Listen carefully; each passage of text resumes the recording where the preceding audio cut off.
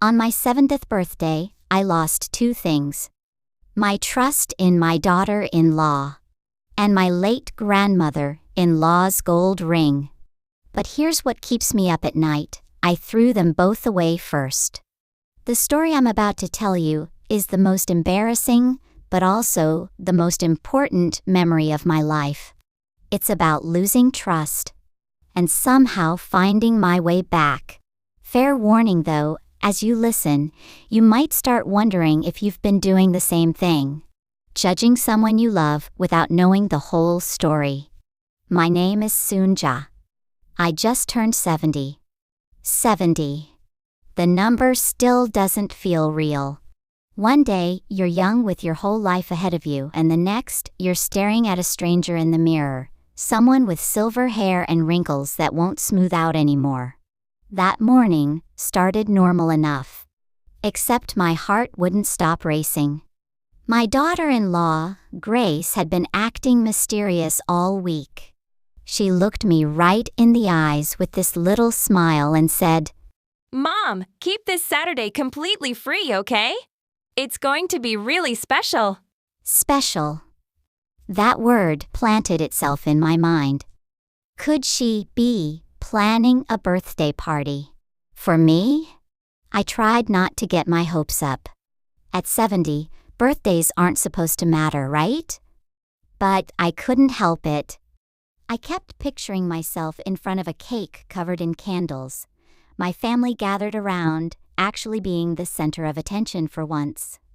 You have to understand, I spent 50 years putting everyone else first. I raised my kids, took care of my husband, managed the household, and I chose that, you know? I wanted it. But somewhere along the way, my birthday became just another day. Nothing special. I remember one birthday years ago, I spent the whole day making kimchi. That night, watching everyone enjoy it and tell me how good it was, I thought to myself, it's my birthday today. But I didn't say anything. Why make them feel bad, right? This time felt different though. Grace's smile was genuine. I could feel it. So I decided, today, I'm going to look my absolute best. I pulled out my silk hanbok from the back of the closet, the one from my 60th birthday party 10 years ago. Light purple top, deep purple skirt. When I unfolded it, that mothball smell hit me, mixed with all those old memories. I sat down and brushed my hair. These days I lose more hair every time I brush, silver strands collecting in my hands. But today I didn't care. It was my day. I even put on a little makeup. Some foundation, a touch of lipstick, the one my grandson gave me last Christmas, telling me it would make me look pretty. I smiled, remembering his sweet face. On my way out, my neighbor caught me in the hallway. "Soon? Yeah. Look at you. Where are you going, all dressed up?" I wanted so badly to tell her everything. But what if I was wrong? So I just smiled and said I had somewhere to be. In the taxi, heading to Myeongdong, to this grand wedding hall Grace had mentioned, the driver caught my eye in the mirror. "Big day?" Yes. I couldn't hide my smile. Really big. Through the window, Seoul was blooming. Spring flowers everywhere, couples laughing, families looking happy. Everything looked beautiful. Because today, finally, I was going to matter. When we pulled up to the wedding hall, all those flower arrangements, well-dressed people coming and going, my heart was pounding. Grace really went all out. The lobby took my breath away. Crystal chandeliers, marble floors shining like mirrors, laughter bouncing off the walls. I looked around for a birthday party sign, but all I saw were wedding announcements. The 3rd floor Grand Hall Grace mentioned. As I followed the signs, this weird feeling started creeping in. Maybe they're sharing the venue, I told myself, Maybe it's part of the surprise. The elevator doors opened. And there it was. Not a birthday party. A bride in this gorgeous white dress. Guests finding their seats. A huge banner celebrating the wedding of SEO Yeon Lee and Min Jun Kim. I just stood there, completely frozen. My brain couldn't process it. Wrong place? Wrong day? What's happening? Then Grace spotted me and practically ran over, her face lighting up. Mom! You made it! Oh my God, you look so beautiful in that hanbok. I barely got the words out. Grace. What is this? She grabbed my arm, beaming. Mom, this is my little sister SEO Yeon's wedding. I'm so glad you're here. Isn't it amazing? Everything stopped. Sister. Wedding. Those words just echoed in my head. Her mouth kept moving, but I couldn't hear anything anymore. Just this ringing in my ears. Oh. So, today wasn't about me at all. Grace said to keep Saturday free. That it was special. And it was, just not my kind of special. It was special for her sister. I don't even remember what I said. Probably something like, "That's wonderful." Grace took me to this corner seat, way in the back. You'll be okay here, right, Mom? I'm helping coordinate everything, so I'm going to be running around like crazy. But I'll come check on you. And she was gone. So there I was, sitting on this uncomfortable chair, surrounded by complete strangers. Grace's family, her friends, people who had no idea who I was. I was invisible again. All around me, joy, laughter, people taking selfies and hugging, and me sitting alone in the corner. The wedding march started. Everyone stood up. The bride walked down the aisle, looking absolutely radiant. I clapped along with everyone else, but the sound felt empty. She looked so beautiful, so loved. And I wondered, was I ever celebrated like that? Then it hit me, where's my moment? When do I get to be the one everyone's looking at? The tears came before I could stop them. I grabbed my handkerchief and wiped fast. Don't cry here. Don't make a scene. But they kept coming. I felt that envelope in my purse. The letter I'd spent 2 nights writing. To my beloved daughter-in-law, pages and pages thanking her for planning this special day, for thinking of me, for being part of our family. None of it mattered now. The paper was getting damp from my hands. The ceremony kept going. Cake cutting. Champagne toast. Bouquet toss. Every moment was beautiful. And every moment felt like a knife in my chest. Grace looked so happy up there, making sure everything went perfectly for her sister. And I thought, maybe I'm being selfish. Maybe at my age, I shouldn't expect this kind of attention. I tried to talk myself down. You're acting like a child. Birthdays don't matter at 70. But that emptiness inside just kept growing. Near the end, people started lining up to congratulate the couple. I stood up, my legs were shaky from sitting so long. Or maybe, from everything I was feeling. Grace saw me from across the room and waved. Mom! Get home safe! That was it. No, thanks for coming. No, I appreciate you being here. Just get home safe. Outside, it was raining. I hadn't even noticed it start. The streets were wet and gray. I walked to find a taxi, letting the rain soak through my hanbok. On the ride home, I just stared out at the blurry city lights. The driver glanced back at me. Earlier you seemed so happy. Everything okay? I forced a smile. Yeah. Everything's fine. Total lie. but saying it out loud, that I felt this forgotten, this invisible, would make it too real. By the time I got home, it was dark. My 17th birthday, just passing by in silence. I woke up hoping it had all been a bad dream. But that damp hanbok hanging on my wall told me otherwise. My whole body ached. From the tension or the sadness, I couldn't tell. I went to change, opening my dresser drawer. That's when everything stopped. My gold ring was gone.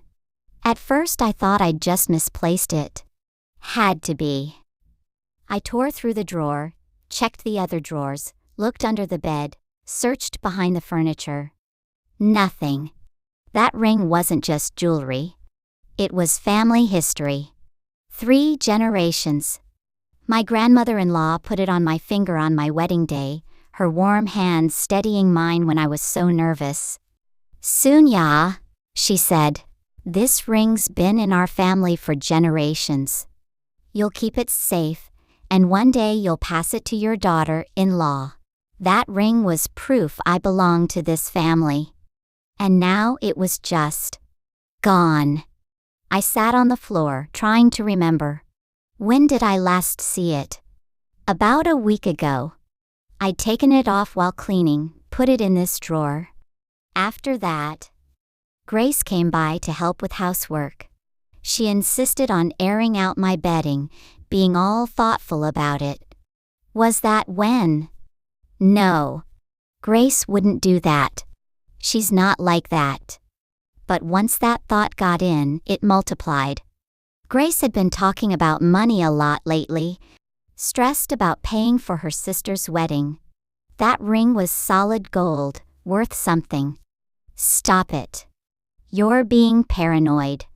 But I couldn't stop. My mind kept going back to yesterday. How she forgot my birthday. How focused she was on her sister. And now this. I searched my room for hours. Every corner. Every hiding spot. Nothing. Finally, I heard the front door open. Grace, back from grocery shopping. I had to ask. But how do you ask something like that? Would she be offended? Would it make things worse? I found her in the kitchen putting groceries away. My heart was hammering. "Grace, when you were cleaning my room, did you see a gold ring?" She froze. Just for a second. But I caught it. A gold ring? No, I didn't see anything. Why? Is it missing? Her voice was different. Cooler. This wasn't the warm, caring daughter-in-law I knew. I laughed, but it came out wrong. "Oh, I'm probably just forgetting where I put it." "You know me." She didn't respond. Just went back to organizing the vegetables. I backed out of the kitchen and went to my room, closing the door as the tears finally came. Losing the ring hurt. But this feeling, the suspicion hanging between us, hurt so much more.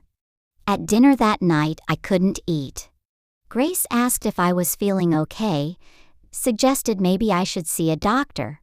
Such concern in her voice. But now, all I could hear was something fake underneath.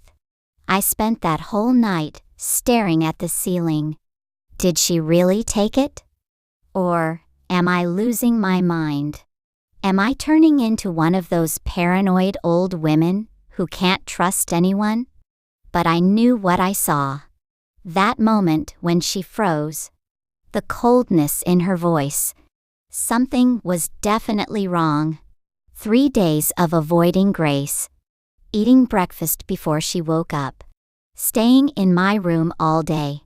Watching myself get thinner in the mirror, hollowed out by suspicion. That Saturday morning, I heard Grace on the phone telling my son she was heading to her mom's place. After she left, I decided I needed to get out. Clear my head. Maybe a walk would help. I was leaving our building when I heard familiar voices. Right there, at the cafe across the street, Grace with her mother. Something made me duck behind a tree. Instinct, I guess. Or maybe just suspicion taking over. I watched Grace pull this small jewelry box from her bag. My heart stopped as she opened it and took something out, handing it to her mother. It caught the sunlight. Gold. Shining. My ring. Everything tilted. I grabbed onto the tree to keep from falling. I couldn't hear them clearly from that far away, but I caught fragments. Mom, here! Her mother held up the ring, admiring how it sparkled in the light. Then she grabbed Grace's hands, looking so grateful and happy. I felt sick.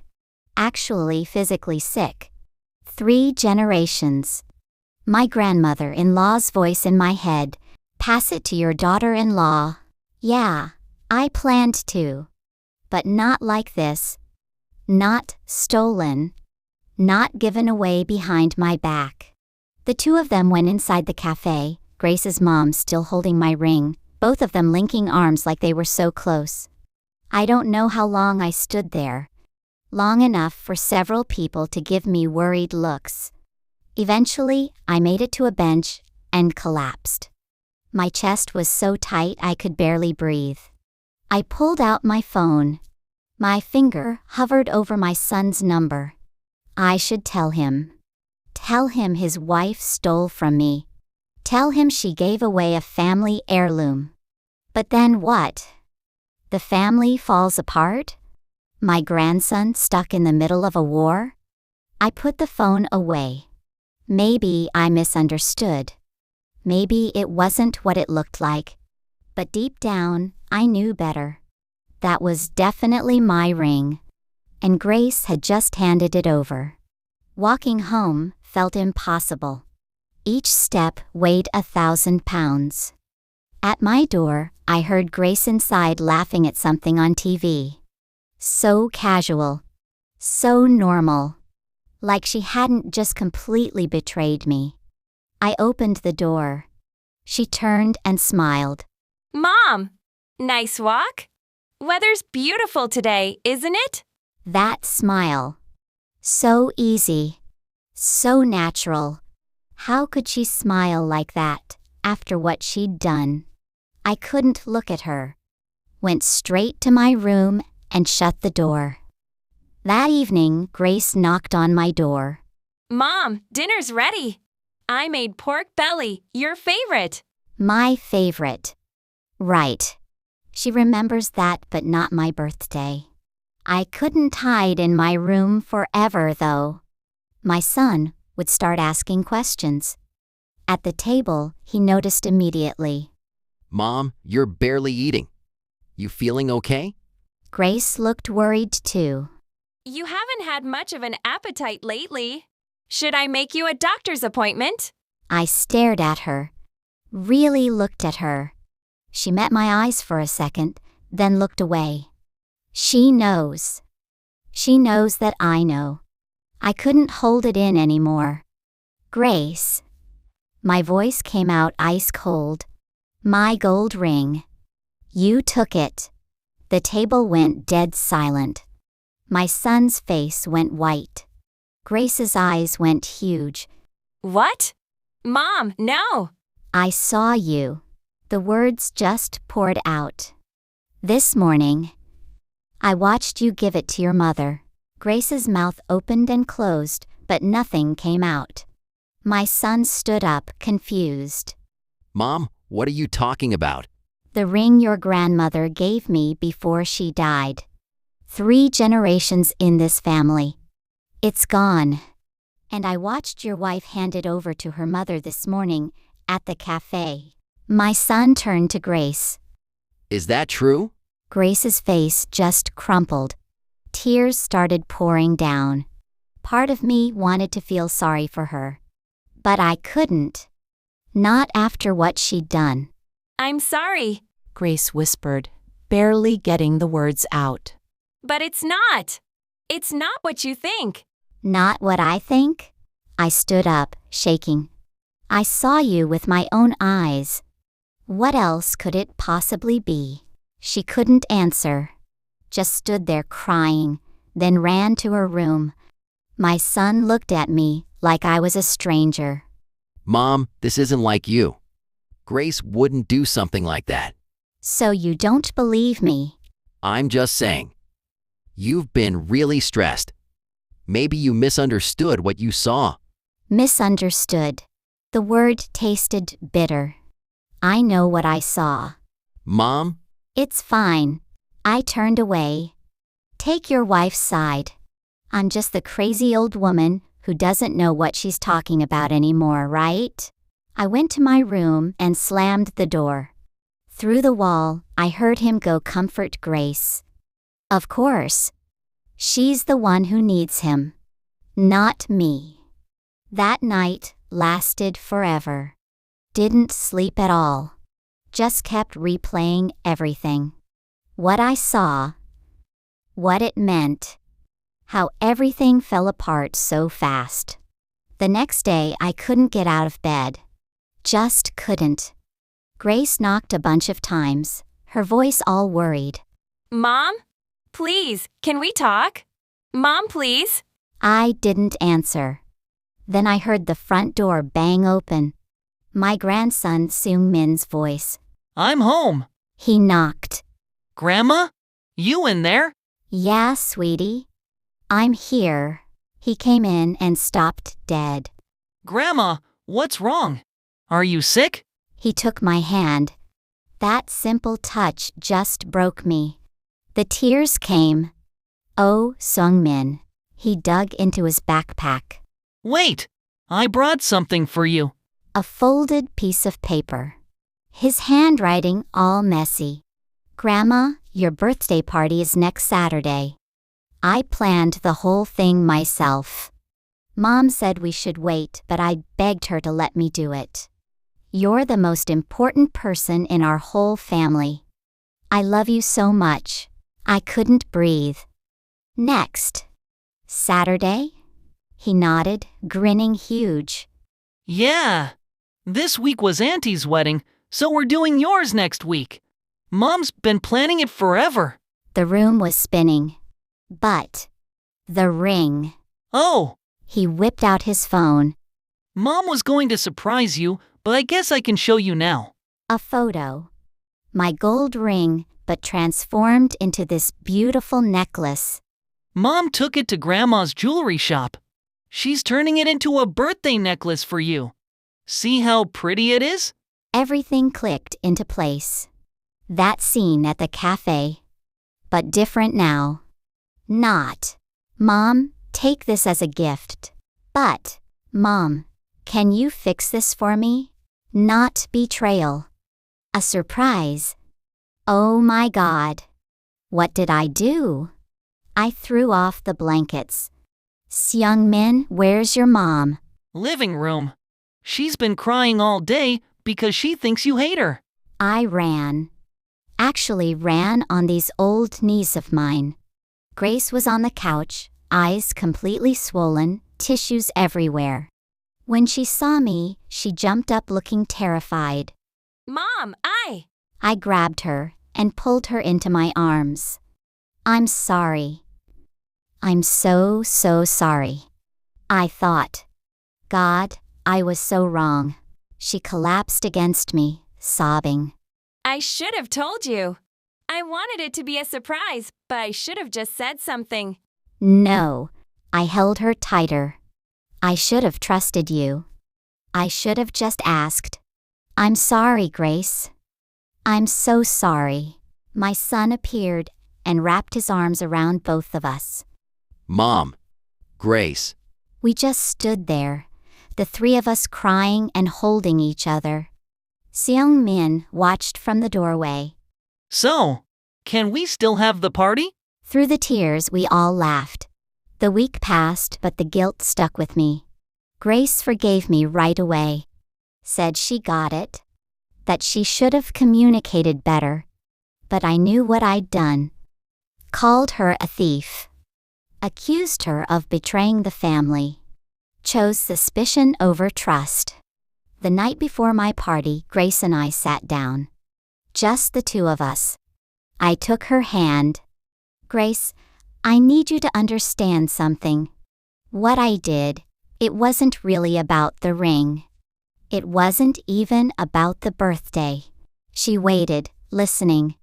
I've spent so long being in the background. And I thought I was fine with it, you know? I chose that life. But somewhere along the way, I started feeling invisible. Like I didn't even matter to myself anymore. My voice cracked. That's why it hurt so much. Not the forgotten birthday, it was feeling like I'd completely disappeared. And when the ring went missing, all that loneliness just exploded.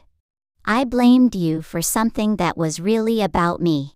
Grace's eyes filled up. Mom, I'm sorry too. I got so caught up in everything, the wedding, planning your surprise, that I didn't notice you were hurting. You always seem so strong. I just took you for granted. We both messed up. But you're not invisible, Mom. You're literally the foundation of this whole family. I see you. We all do. We talked for hours. About loneliness. About family. About how being strong all the time gets exhausting. About how love needs words sometimes, not just actions. Tomorrow, Grace said, squeezing my hand. is completely about you. Sungmin's been preparing like crazy. He wrote you this whole letter, made all these decorations, planned every single detail. I don't deserve all that. Yes, you do. You deserve to be celebrated, to be seen, to know how loved you are. That night I actually slept peacefully for the first time in weeks. Next morning I woke up to whispered excitement and amazing cooking smells. When I came out, I just froze. The living room was completely transformed. Flowers everywhere, carnations, my absolute favorites. Balloons in every corner. Family photos displayed all around, showing our whole life together. The table was covered with all my favorite foods. Grace must have been cooking for days. Then Sungmin appeared carrying this slightly lopsided cake. Grandma, I made it myself. Look what it says. In wobbly frosting, "We love you, Grandma." They started singing. My whole family, my whole world, singing just for me. Happy birthday to you. Happy birthday to you. Happy birthday, dear Grandma. Happy birthday to you. I couldn't stop crying. But happy tears this time. Finally, genuinely happy. Grace came up behind me and hugged me tight. We never forgot about you, Mom. Not even for a second. I turned around and held her. I know. I finally know that. She handed me this beautifully wrapped box. Happy birthday. Inside, the gold ring, now this stunning necklace. 3 generations of love transformed into something new. Grace put it around my neck. Keep this forever. And when the time comes, pass it to me. I looked in the mirror. The gold caught the light, glowing warm against my skin. Picture time. Sungmin set up his phone and ran to jump in frame just in time. In that photo, we're all actually smiling. Really, truly smiling. Looking at it now, I get it. Family isn't perfect. We hurt each other. We screw up. We make terrible mistakes. But if we choose trust over fear, if we talk instead of assuming, love wins. Every single time. I wrote all this down in my journal. Maybe Sungmin will read it someday. Or his kids. I wrote, love gets buried under misunderstandings sometimes.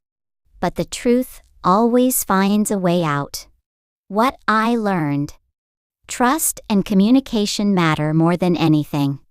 But most important, I had to admit my own loneliness. Actually say it out loud.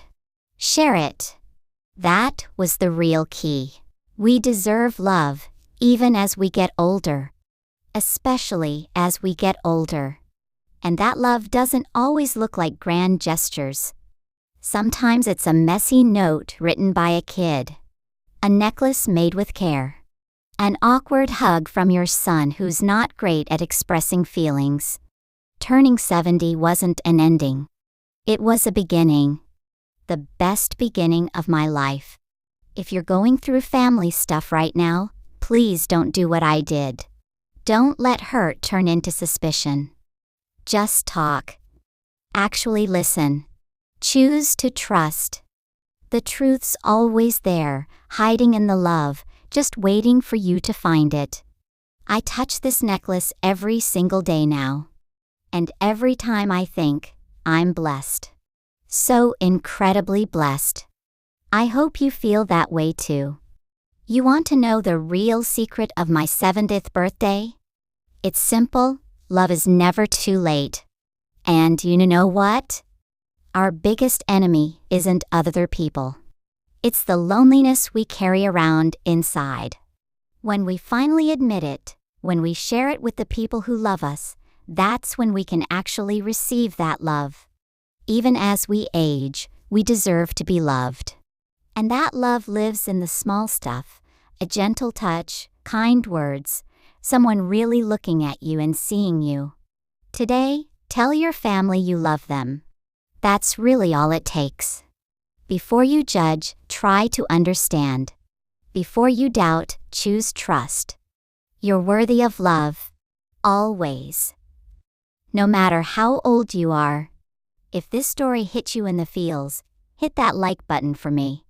Your like helps us keep sharing these stories from Korean seniors who have so much wisdom to offer. And subscribe if you want more stories that'll make you laugh, cry, and maybe call your family afterward. Hit the bell so you catch every story we share. Thanks for being part of this community. See you in the next one. Thanks for watching.